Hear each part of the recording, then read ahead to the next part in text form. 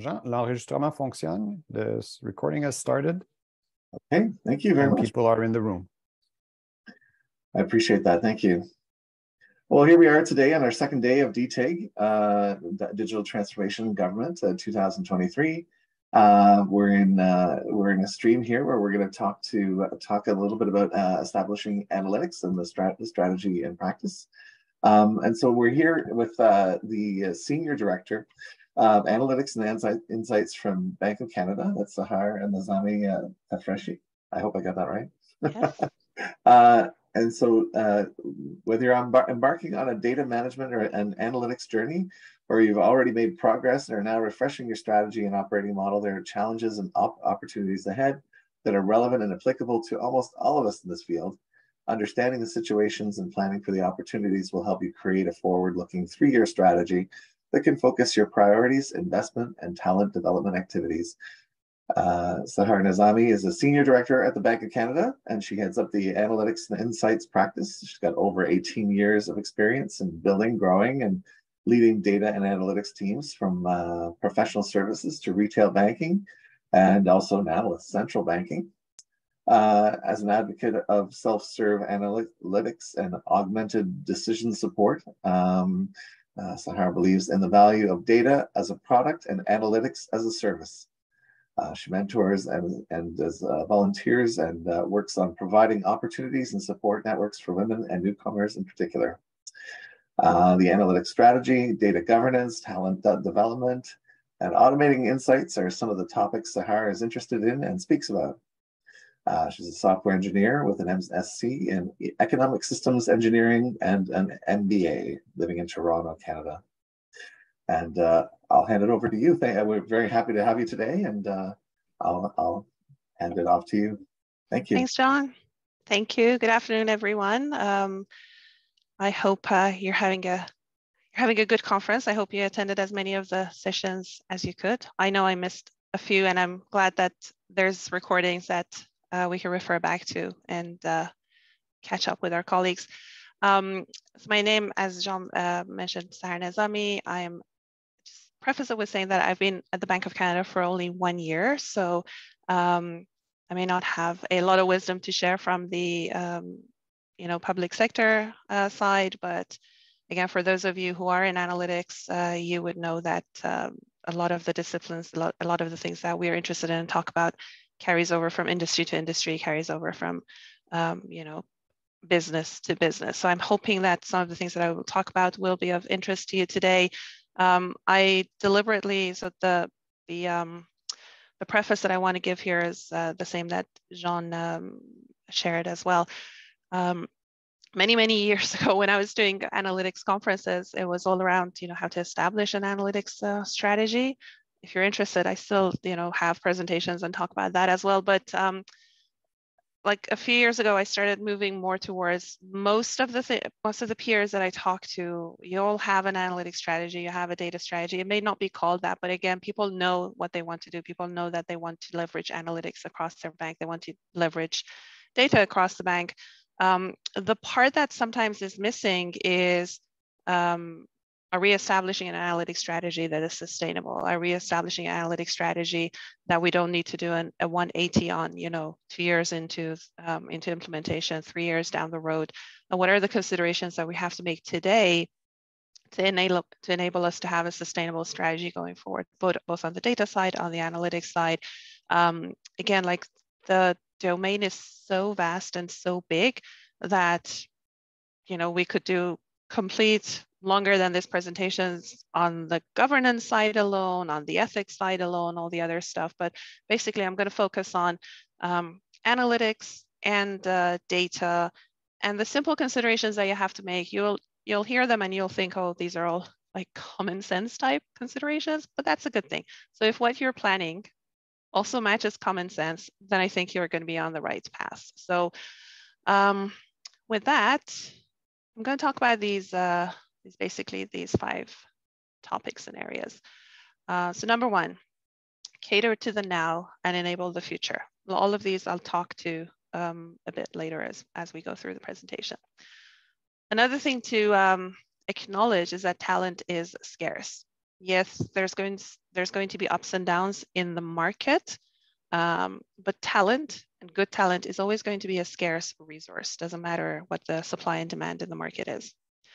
Data analytics is a service, so I personally have had the honor of, either leading, creating, or working in teams that were very service oriented, no matter where in the business that they were sitting. And that, in my experience, has been the model that has made the most progress, being part of the service offerings to any business that you're supporting. Data management is a partnership. So again, we'll talk about that a little bit later, but data management has been on many of our radars. So those of us who have been in the analytics world for long enough to see the trends coming and see the challenges coming, really had our eye on good data management for many, many years ago. I'm glad that a lot of the my peers and partners have kind of like, it is a priority for them right now as well. But again, like doing data management, there's many different ways of saying that you have a data management a mandate, and how you're doing it makes a very big difference. And then lastly, I just wanted to kind of like reiterate and come back to the fact that the decision to buy, to build, to borrow, this is always going to be front and center in front of you. Again, similar to the ups and downs of the talent market, yes, it is going to be impacted by the expense regime at the organization that you're working, the financial pressures or the financial, availability of funds. However, just the fact that you have a lot of money doesn't mean that you have to go one way versus another. Just the fact that you don't have a lot of money doesn't mean that there's absolutely nothing you can do. So, so this question of build, buy, or borrow should remain top of mind as you're building or refreshing a data analytics strategy. So starting from the first one, cater to the now and enable the future. So what do I mean by this? A lot of companies are embarking on data analytics journeys. They've traditionally gone through maturity cycles, and a lot of them have to go and backtrack and start rebuilding something from scratch, start scrapping something and starting from the beginning. The earliest and the most frequent examples of this you will see are going to be in the BI space. So in our world of data analytics, you're going to see it in the BI space. Visualizations, when visualizations became much more mainstream. Now you could have had a BI tool like Tableau or Power BI, or you could have just done better Excel files with better visualizations, interactivity, and all that kind of stuff. So the gap in descriptive analytics, even to today, stays really big. So whenever you're doing good descriptive analytics, one of the best things about BI and descriptive analytics is that it's kind of low-hanging fruit, and it's really value adding, and it's something that the value of it can be realized right away. So your partner gets to play with dashboards themselves. Your partner, your client, the business you're working with, will start creating a lot of additional questions and click down, click through, more opportunities for you to now build another dashboard, build another view of the same problem that they're looking at, which is a good thing. So BI products, BI services are some of the most successful implementations for anybody who's starting on a data analytics journey. But at the same time, with success comes a lot of demand. With a lot of demand comes, the problem of scalability, and is the foundation set up properly. So a lot of BI implementations start with doing the quick and dirty, which I'm not proposing you don't do. But as soon as you have breathing time, so as soon as you have time where it's, I gave something to my partner to play with, then you have to come back and start looking at the foundations, at the data cleansing, at the scalability of your product. Because again, like a measure of your success is going to be that more people is going to come back and going to ask for more, for more products like that from you.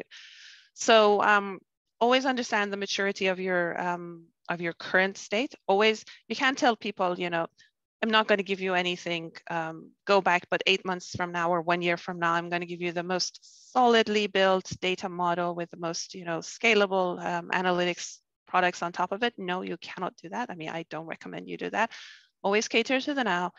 There is a business to run. There is an organization to, there's a mandate to deliver upon. So always cater to the now. Make sure that you do give something to your partners to work with, but then also then come back and look at the foundations. One of the this kind of like goes hand in hand with principles of agile, not agile development, but let's call it agile business intelligence, which is be inclusive, be incremental, be inclusive, be iterative, and be incremental. So the sooner you put stuff in the hands of your clients, the sooner they can give you feedback, the sooner you can fix whatever was not working and start building the foundations that you can set people on the path to success. The other thing to consider, again, talking about the maturity levels, depending on the size of your organization, depending on the size of your client base, you will have different levels of maturity. Again, don't leave anybody behind. If you have people who have a not as developed analytics maturity, and maybe they just want somebody to come and clean data for me, somebody to come and tell me how to do a little bit of stuff myself, create reporting dashboards for me. You have to cater to those, but then also you may have much more advanced users who are looking for new tools to support new modeling. They may need support and advice in actually assessing models, in doing more of the advanced analytics and AI type stuff. So at any, and this is in this stage, I'm talking more about more centralized data analytics teams. So if you are embedded into a business, then your mandate and your scope is a little bit more contained. The maturity of your department is very much tied to the maturity of your own analytics team. But if you're in a centralized data analytics role where you are serving, multiple departments or multiple businesses, this will apply to you, that you have to, cater to the ones who are just getting started, all the way to your citizen data practitioners, your data scientists, your citizen data engineers, and the rest of them.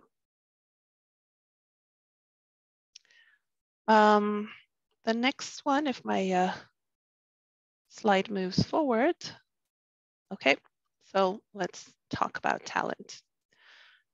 Again, talent is scarce. We all know that.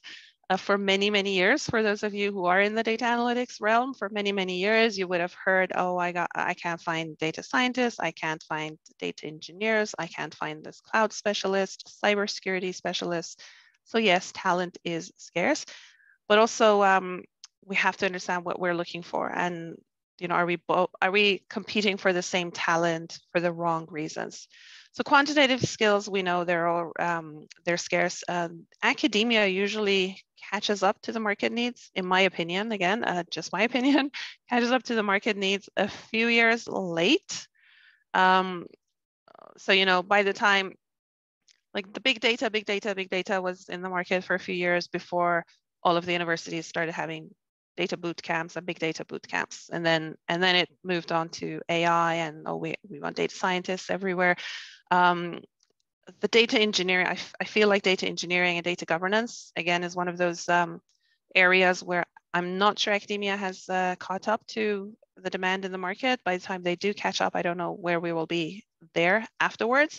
But the good news for us practitioners, the good news for us who are hiring for these types of talent is that a good analytics team has a mix of disciplines, skills, experiences, talents, and I would also say levels of experience. So again, depending on the size of your team, if you're starting from scratch, if you have like a 3-person team and they have a highly engaged client base, you may not have the luxury of bringing in people who can learn their way. You may need to bring somebody who can just hit the ground running because you have products that are,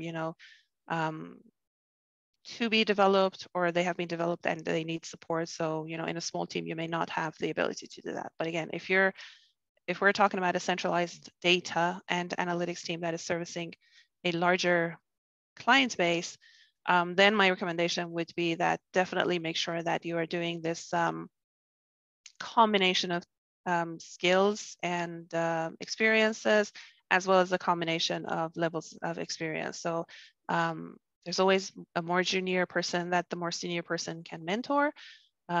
You get fresh talent with less experience, so it's more it's easier to get them, but then you also get them to, train them on the tools in your environment, train them on the data in your environment, which is the most difficult thing to learn, and train them about the business of your organization. If you're looking for talent in the data management side and on the governance side, and you're looking for data stewards, one saying that is commonly shared between data governance practitioners is that your best data stewards are found. They're not built or created or brought from outside. So look in your business. There are a lot of people in your business who are doing the business of data without either getting credit for it or getting recognition for it or even knowing themselves what they're doing.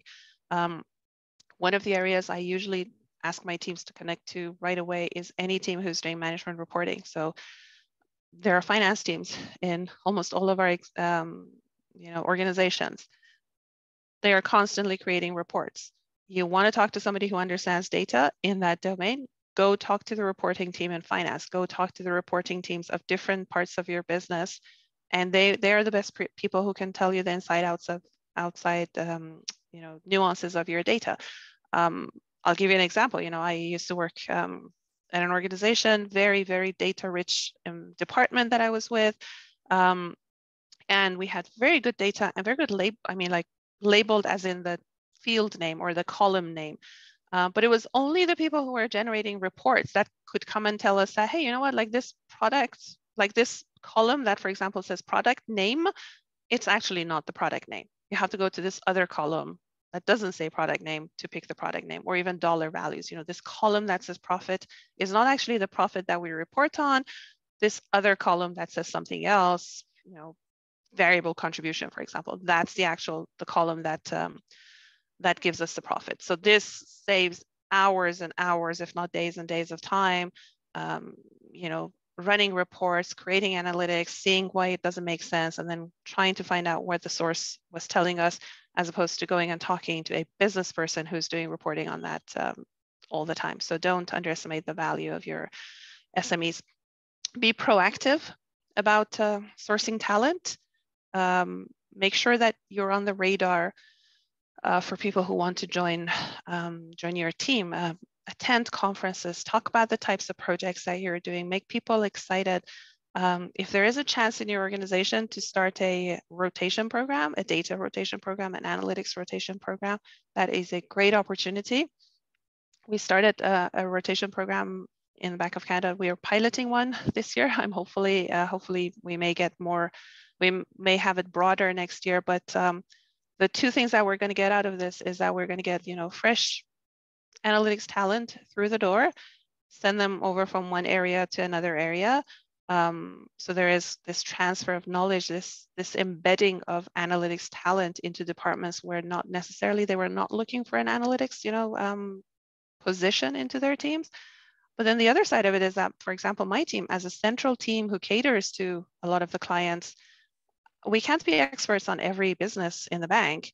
But what a great way of getting knowledge back to us by having this analytics, rotation associate rotating through the bank with a dotted line back to my team that we can always learn from, and we can always see what the problems are on the ground, what the opportunities are on the ground, and also learn their business. So again, be proactive, look at all the various ways that you can get good talent you can bring or groom or create good talent within your teams. Another thing I wanted to add is related to, again, going back to the scarcity of talent, going back to how hard it is to get data engineers, how data scientists, data engineers, artificial intelligence experts. One of the things we have to acknowledge is that we go to the market and we want the best of the best. And the way that we find the best of the best is look at their body of work, look at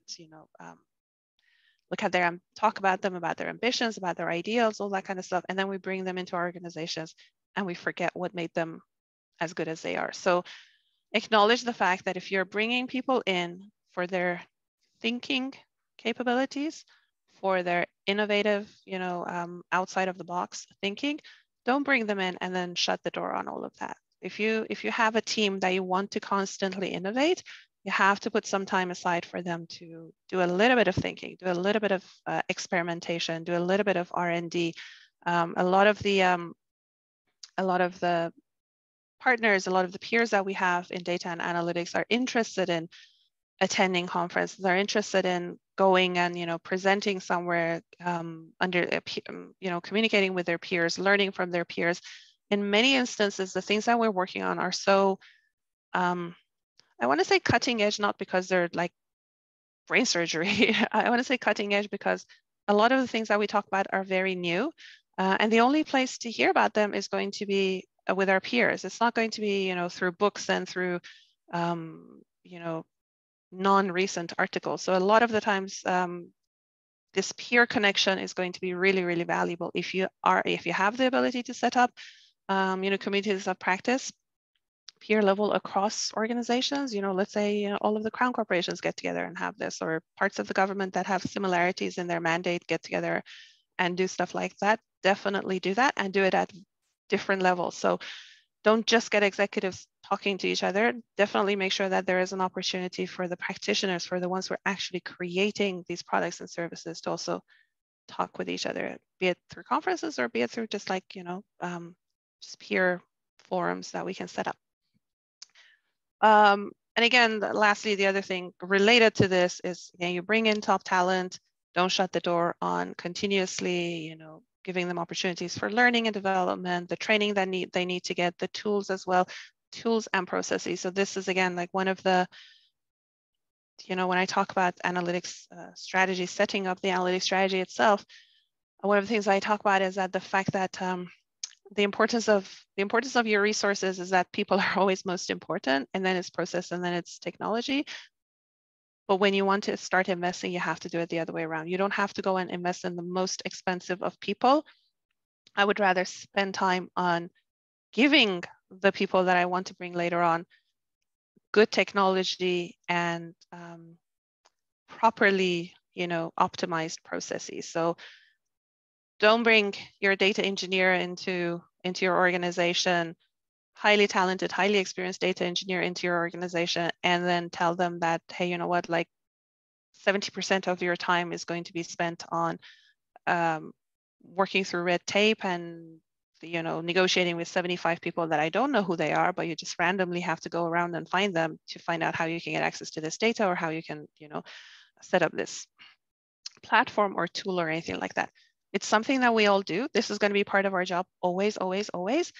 But if there is any time or resources or money that you can invest in improving processes, in enabling more automated workflows, in improving the technology that you want to onboard these people on, I think that is a time and money well spent. So now let's talk about what we actually deliver up to people. Analytics is a service. If you're setting up your analytics strategy, always start with like a mission statement, a vision statement. Always tell people what your mandate is. This could be a short document that you're creating. You're showing it to people. Everybody is nodding their heads and saying, yes, this is good. And then you park it and you don't look at it for another 2-3 years. Doesn't matter. But you will refer to it a lot. And you will refer to it mostly and usually in like edge use cases, in marginal situations. So either you're having a difficulty and you want to kind of like bring up your winning card, or you have a big thing to celebrate and you want to remind people that you're tying it with your mandate and say, we're celebrating this. We enabled this department to do this much self-serve themselves, which ties into our mandate. So usually with different language, usually the mandates in the teams that I've worked with have always been about empowerment and enablement. So one example that I put on the deck is to empower and enable our partners to leverage and utilize data analytics capabilities from across the organization. You could get into more detail, you could talk about to support decision-making, to support policy-making, to support serving our clients. So depending on the mandate of your organization, that it could be, more color around it. But the words that I usually keep in the mandates, that at least so far in the organizations that I've worked with, have been the enable and empower. This really, really helps ground your team. Again, like we work with very highly talented people, people that are highly in demand, and data usually gives a lot of insights to those who work with it. So if you have a very successful analytics team, a very successful data team, they may have the tendency of kind of like running with the data or with the analytics themselves. This again grounds them. It's kind of like we're doing this to enable the partner. So if ever there is a chance for creating something and putting it into the hands of the partner, that is going to be on the table. I'm not saying you always make that decision, but at least it's going to be one of the decisions, one of the options on the table for you. If there is, you know, if you are not at a level, at a stage in your analytics journey and your data journey that you are thinking about data fluency and data literacy, you will get there. When your mandate is to enable and empower your partners, you will definitely get there. And you will say that, hey, you know what, as part of enabling my partner, I need to, you know, provide learning opportunities for them. So one of my partners actually in the next session is going to talk about data fluency at the Bank of Canada. So if you're around, that would be a good session to join as well. And again, like it reminds everybody that we're working towards a common purpose. It brings, it reminds everybody that we have a mandate in an analytics team and a data team, but it also supports a mandate of our organization. So any activity that we're doing has to align with what the organization is doing. The other part of it is that it creates an appreciation for everybody who's in this with us. So there's multiple teams in an organization working towards a single mandate, and that brings to the table, at kind of like reminds us that we're not in this alone. Our input, our analytics that we put on the table is not the only input that is going into a decision making. You know, I've had many times members of my team coming and complaining that, you know, like we've created this deck, we showed the analysis, we clearly showed that that is the wrong decision to make. How did they make that decision? And it's because there were so many other inputs that went into that decision. Not only we as analysts were working with incomplete data, so a lot of the qualitative data would not have been in our analysis, but then also there's lots of other decisions, inputs that are going into that decision as well. And then also the fact that we are always going to learn and we're always going to rely on partners. So if you have a client, if you have a business that you're supporting, your business partner always knows the business better than anybody else. You will never know the business as well as the business partner. You will never know technology as well as technology.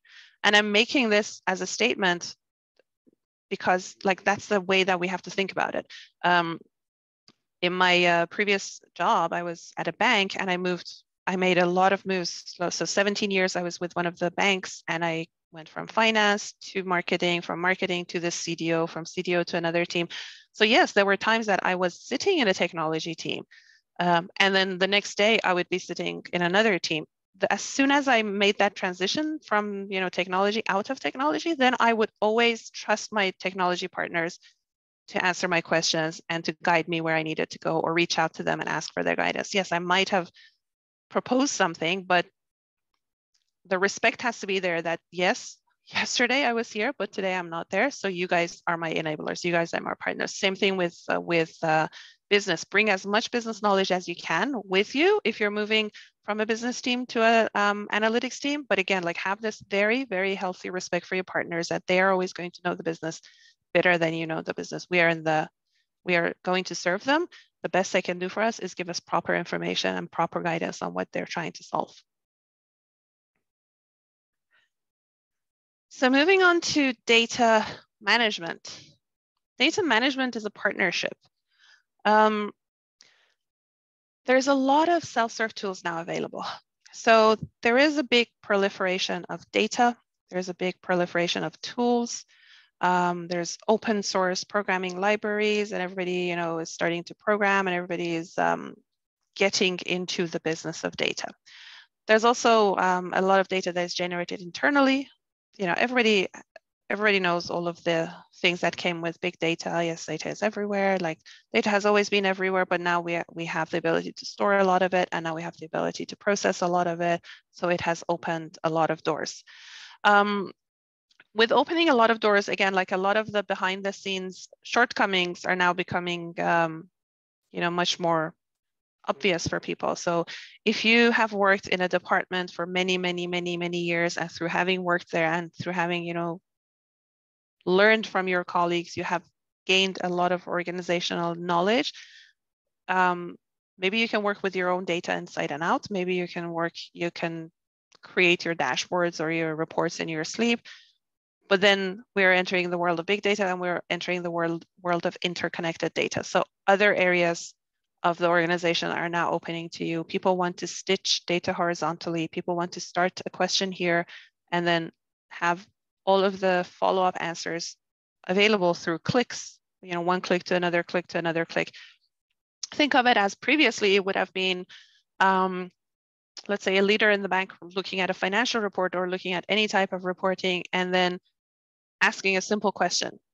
The person in front of that person would have said, oh, let me get back to you on that. And she would have called, somebody in finance. Somebody in finance would have looked at number, called somebody in sales, in risk, in marketing, in somebody. So this chain of phone calls and this chain of emails should and could now be converted to, interconnected data that we're giving all the answers to.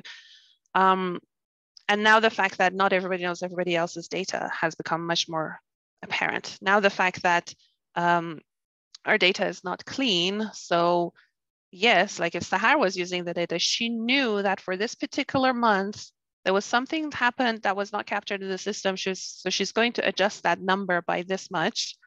She knew that it was organizational knowledge, but now we're opening the database to everybody. Nobody else knows that. So we're going to get wrong numbers. So the importance of governance has become way, way, way more important. The importance of data management, your data quality, your metadata management, your master data management, your reference data, all of that has become really, really more important. But the good news, again, if you're data practitioners, the good news is that now the business is in it with us. So the business is now so deep into using these interconnected, hopefully, data sources and using these multiple various data sources with different levels of quality that they're in it with us. I don't think we would be successful without the business SMEs to, create the metadata, especially the business metadata that we need, creating all of these interconnected data views. Hopefully, again, like in future levels of maturity, if you're just starting off, you will create fit for purpose data views and curated data sets, and those cannot be done without your business. Thankfully, they're now in it with us. So it's not all bad news. It's actually all good news. You have a lot of partners to help you along the way. And then I think this is the fifth topic that I wanted to touch on. So the build and the buy and the borrow. Always have your objective in mind, and always build something that is fit for your purpose. So think of situations where you have a like you have a department either as a client, or you are in a department that wants to start doing more interactive reporting or more visualization, and you have a lot of data, but maybe not the skill sets for developing a lot of visual insights. Is that a one-time thing? Do you think that's going to be one of the things that you're always going to be trying to do? And as soon as you start, you start in one corner, there's always going to be need for more reporting and better reporting and all that kind of stuff. So that's a different type of decision you have to make for a situation like that, versus there could be another department who is doing more of a ad hoc thing or more of a one-time thing that is very advanced. Or even the same department that we were talking about, like you have a need for setting up analytics and visual insights, and you think that that's an ongoing thing. But for one single one of those analytics dashboards, you need some natural language processing, you need some, optical, character recognition. So some of the more advanced type of stuff. So the decision there to make, the decision for you is to say, hey, which one do I hire for and which one do I outsource? And the outsourcing part is not necessarily to somebody outside. The outsourcing part could be, hey, I go to the sister department that has, data scientists, because they constantly work on NLPs and OCRs. Or it could be to my centralized enterprise data analytics teams. I do that. Or no, I go with a consultant. Or no, I go with a, external firm and I do that. So this decision, again, depends on, is it ad hoc? Is it not? Is it a capability that if you bring in your team, you can sustain and keep and grow? Or no, this is something that I'm not going to hire a data scientist to do just one project for me and then have nothing else for her to do. So you have to take that decision based on the use case that you're working on and based on the maturity of your shop and based on the maturity where you want to take that shop to. Same question or same type of decisioning applies to technology as well. So we are constantly, I wouldn't say bombarded, we're constantly offered, because it's a good partnership as well. So we're constantly offered new technologies, new methodologies, new options by our external partners, by the vendors who are talking with us. So again, like, what do you do? Like, do you always go for the best of the best? Do you always go for the next shiny object? If you do that, how do you go? Do you start with a proof of concept? Do you pilot something? Do you partner with a vendor to do something jointly and seeing where it's going? Do you always say, no, you know what, I will always stay kind of like a T-1 version of everything, that the newest thing that is out there? But again, all of these are not random decisions. All of these have to match your plans for your maturity model, your plans for your, talking about your strategy, right? So if your strategy has a mandate of enabling, and if you see that, hey, you know what, I'm training my so data fluency of my organization, I'm working on that right now. I'm doing a lot of preparing curated fit for purpose data sets. I'm cleaning my data. I'm creating a lot of metadata. What do you think is going to come next?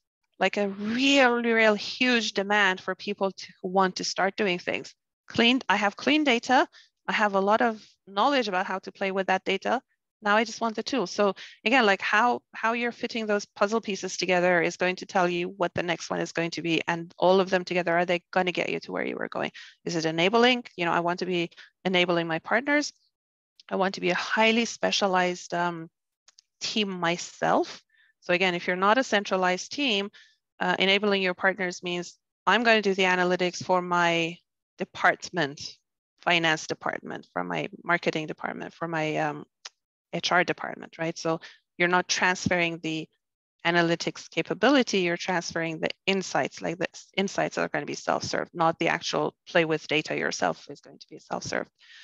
And then the last thing is this notion of analytics governance. So again, like at least in my side, because I'm fortunate to have very mature analytics department with me now, and again in my previous role, we were a very mature analytics function.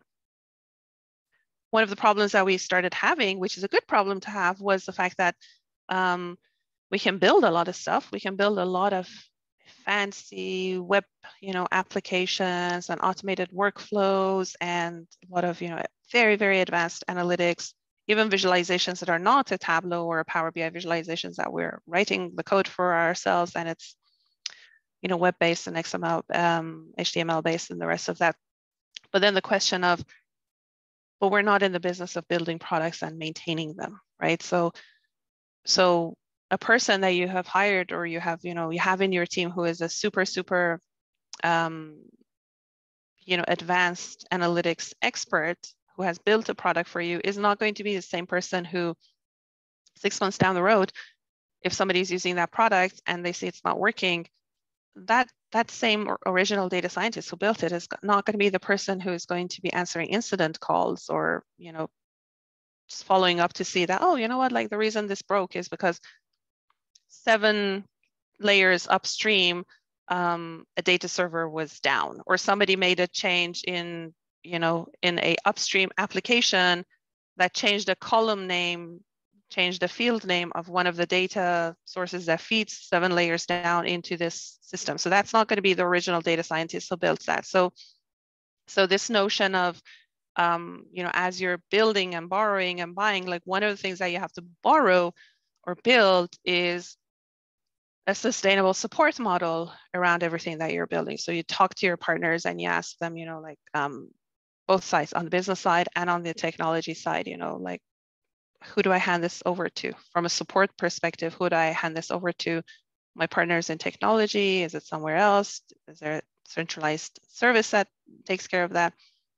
And also on the business side, like business, last month or last year or 2 years ago, you came to me, you asked me to build this product in this way. You gave me these business requirements. Number one, like, who owns that product? Because the more that I build, the more that I own. That's not going to work. The ownership has to go back to the business.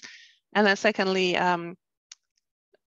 have the business rules change. You know, they asked you to do something and they told you that, hey, you know what, like I want a dashboard and I want an alert triggered when this KPI goes, you know, changes by more than 20% from month over month or quarter over quarter. And then you're monitoring, I hope you start also monitoring usage of your dashboards and you see that, hey, you know what, like everybody used to use this dashboard last year, but this year nobody is using it. Why is that? You dig in deeper and you say, hey, you know what, like there was a regulation change and that 20% change doesn't matter anymore. Like if the change has to be 10% now, or change has to be, you know, 30% now to trigger an alert. And nobody told us, we didn't change it. The dashboard was garbage and useless, but again, like nobody came and told us. So again, like part of those borrow and beg decisions are with your partners to, I'm building something for you, but you take ownership of it. I'm building something for a client, but I need help in maintaining it and supporting it going forward. So always keep that decision in mind. And again, like a lot of the borrow decision when it came to technology, in a lot of the conversations, it applies to cloud services, for example, right? You're not, you know, they're pay per use type of stuff. So yes, I'm residing on this cloud platform, and it's like living in an apartment building. I live in this apartment building and there is a gym, I can go and use the gym. There is a pool, I can go and use the pool. So a lot of the borrow would be related to modules and options that are available to you from, you know, a lot of the vendors and the platforms that are available to us that you can then leverage as needed. You don't have to activate all of the modules as soon as you get on a cloud platform. You can start using it for some of your more mature. So this pay per use is going to be very useful for that. So you say that, hey, you know what, like I don't need 5,000 licenses of your product, but I need, you know, I have 10 people in a model development team that, for example, need to use this part of this product. And so those, I'm calling it borrow, but basically what I mean is that you borrow space on, you know, somebody's capabilities, which is what a lot of the cloud providers are providing right now.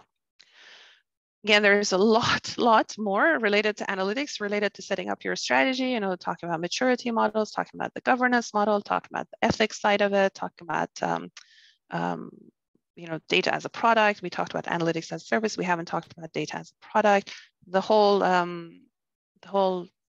area around analytics literacy and analytics fluency, all that kind of stuff. But these are the 5 that I chose to talk about today. I think, yeah, we're coming to the end. So I'm going to open it up to questions with Jean's help. But again, like I'm curious in hearing questions, but I'm also curious in you know, any thoughts on opportunities, challenges, where you are in this journey. Are these the similar considerations you're making for your analytics strategy, or no, completely different ones? Excellent presentation. Thank you so much. So for all the participants of this session, just to make sure that you know, there's a Q&A button at the bottom if you want to ask some questions. So we've come to the Q&A portion of the session. Currently, there are no open questions that have been posted. So I'll give some people some time to do that and to think of some. Or if anybody wants to share their own challenges and like for me to learn from. Oh, very good. Okay, so I do have some questions to get us started. When it comes to self-service, you mentioned that there's an importance of subject matter experts. I wonder if you could talk as well in terms of what partnerships you also need to make in terms of issues around privacy, accessibility, security, auditing, and that sort of thing. Yeah, of course.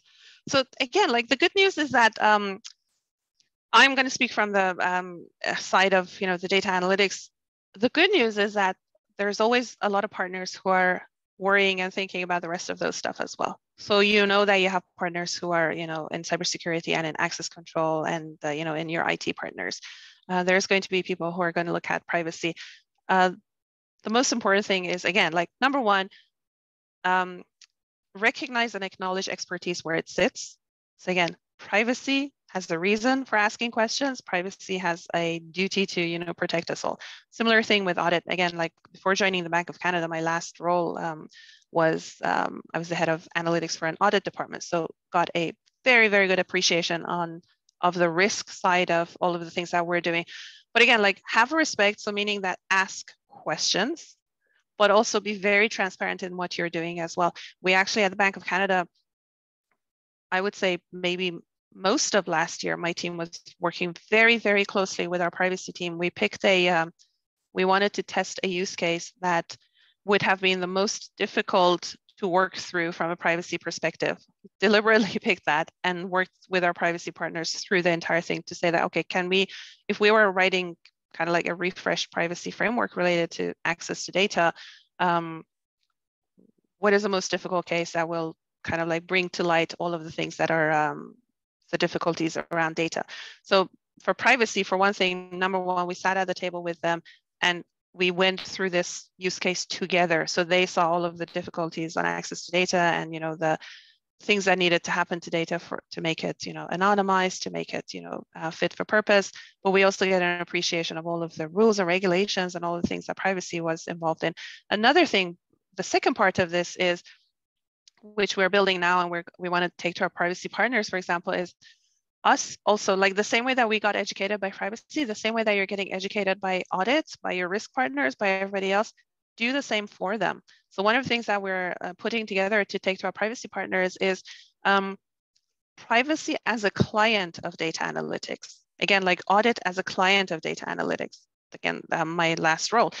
So we're going to privacy. We're going to privacy with saying that, hey, you know what, like my data science team, my advanced analytics team is working on privacy enhancing techniques. Like talk to our partners about what that means.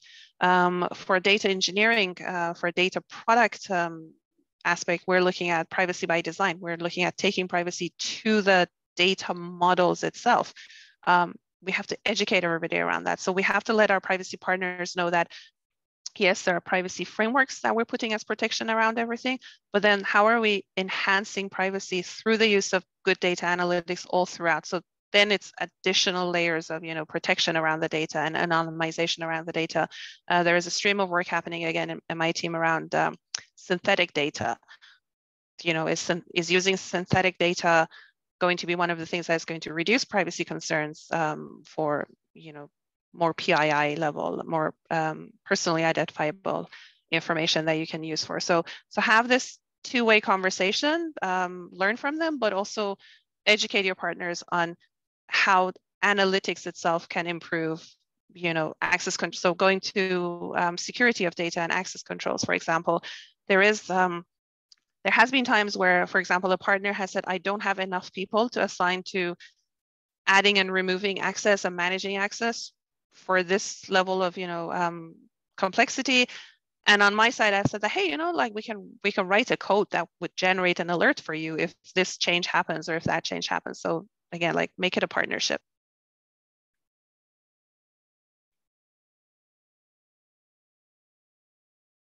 You're on mute, Sean. Yes, thank you. Just trying to find the mute button on the screen there. Okay, so we do have a question for you. For whom, sorry, I'm just trying to interpret here. So in terms of the question here, there's an industry related framework such as BIAN, working as a business analyst. So there's a working as a business analyst in EA projects. From your side of the opinion, what would be the first steps to go forward in the BI and the Banking Canada's ecosystem, starting from a BA role or changing the direction to a business data analyst? And what would you recommend as a skill set tool if you wanted to do that? So it's I'm hearing this as a career type question, right? So starting as a business analyst, I'm guessing probably in technology in a project management office, and then moving to data analytics. Yeah, I think that's what we're trying to get at. Yeah. Yeah. So again, depends on where in your career you are. If it's earlier in the career, I like the more mature in your career you are, I would recommend putting analytics on top of what you have. Don't making a complete shift into analytics, because again, like whatever you have is going to be valuable. A lot of analytics is going to be automated. The thing that remains is the storytelling and the understanding of the business. So if you understand a business, add analytics as a tool to your toolbox. If you're coming from a BA side, again, like BA project management, I don't know BA very, very well, but the parts of it that I know is, like you understand business requirements very well, and you translate those business requirements from a client to a technology partner. So I'm hoping that that comes in with, being able to translate. So one of the roles around data that was really talked about a few years ago was a data translator. So if you think you're a data translator, or if you're a technology translator, or if you're a business translator that can translate business needs into, in the case of a BA, into technology requirements, it's a very good transferable skill to then you can do the same thing. It's just translating it now into analytics requirements, into data requirements. So it's a very transferable skill. If you're interested in BI specifically, like business intelligence, again, for me, business intelligence is always comes back to reporting. So understand reporting as much as you can. Visualization, it doesn't have to be a tool. Take your Excel file and do some visualizations on top of that Excel file. If you can do a good visualization on Excel, if you can do a good visualization on a piece of napkin, like that's where almost all of my visualization projects have always started, was just like drawing something and think, this is what I'm thinking of, and and then giving it to the brilliant people who I have around me to make it a reality. But basically in my mind, like BI doesn't have an additional skill set that you can't learn in whatever part of an organization you are today. Wherever part of an organization you are today, if you're writing emails to your boss, summarizing something for them, learn how to, even your text, learn how to tell that story better. Like, what do you want that person to get from all of your email? Like, is it an action you want them to take? Is it a really important piece of information you want them to have? How would you reorganize the way that you're writing that email? You bring something to the top, you make it bold. Then you summarize something with bullets below. The transition to BI is going to be the same thing. How can you tell a story now with pictures? If you want an action for them to take, you bold it. You put an red color on it. You do something like that. So again, wherever in the organization you are, start practicing today.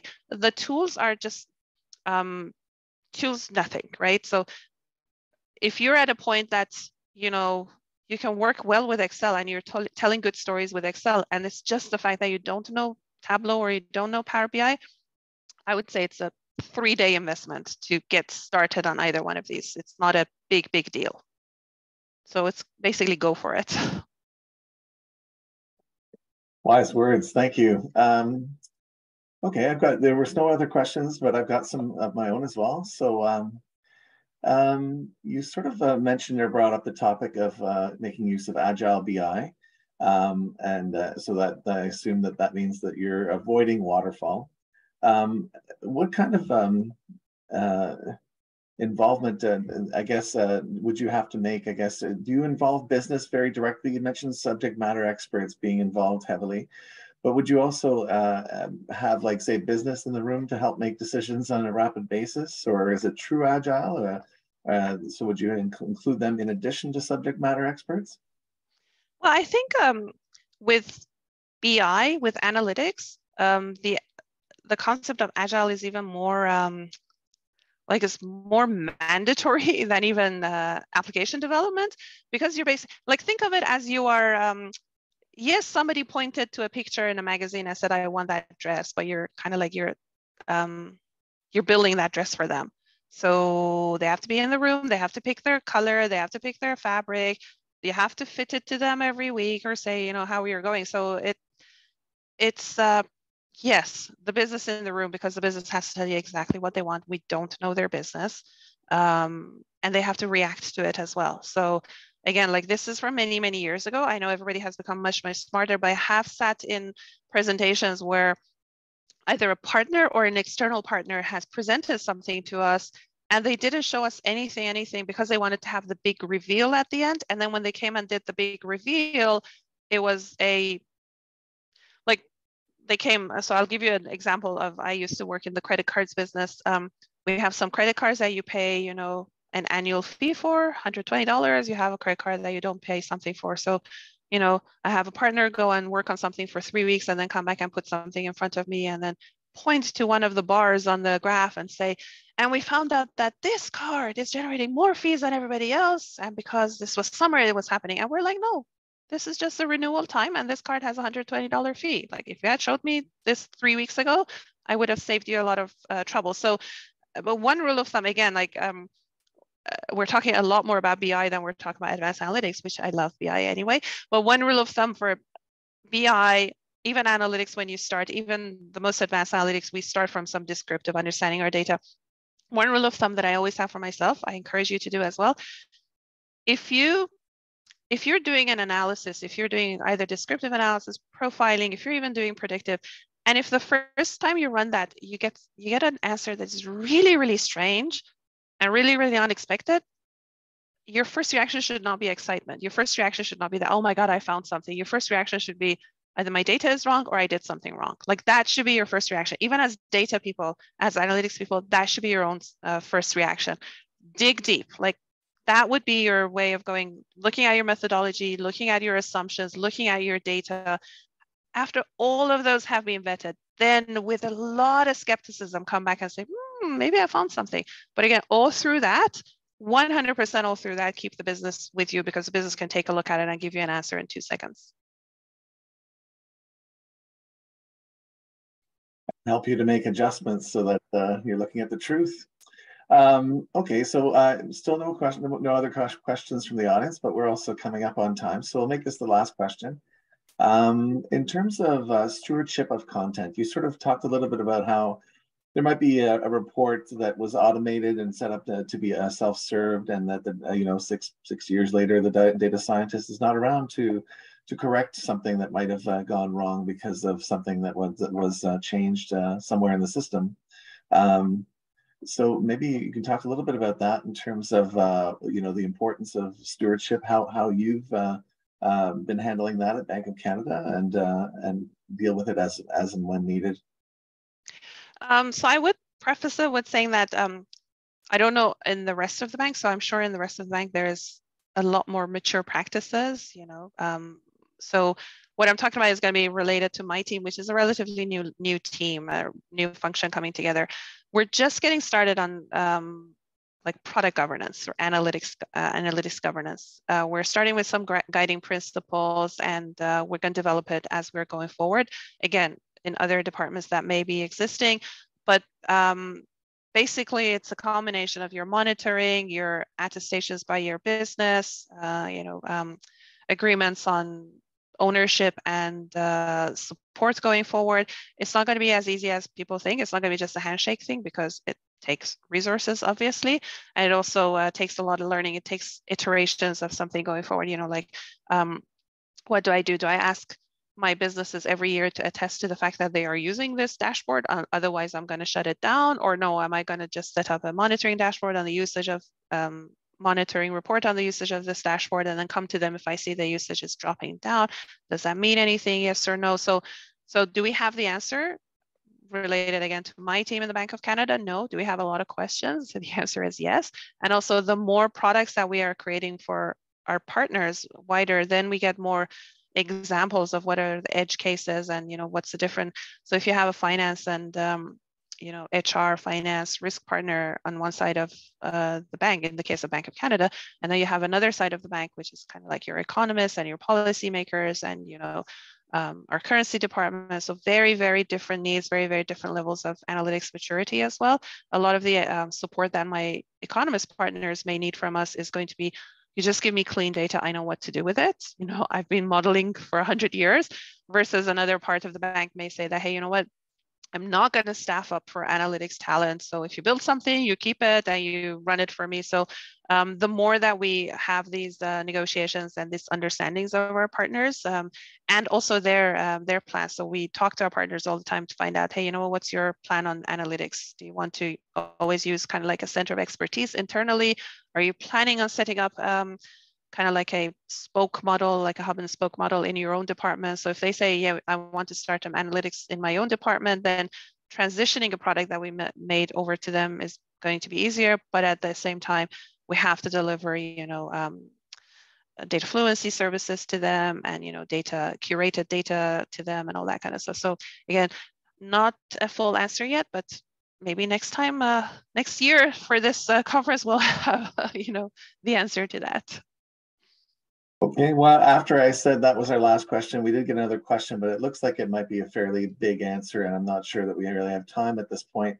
I'm not sure if there's someone would people be able to get in touch with you if they have further questions? Yeah, absolutely. Yeah, No? of course. I think I don't know if my email address was shared, but I think yeah, definitely people can reach out to me and we can connect afterwards. Probably be able to connect to you just by browsing through your bio and figuring it out. Yes. Quick little Google or something. Okay, well, I want to thank LinkedIn. you very much today.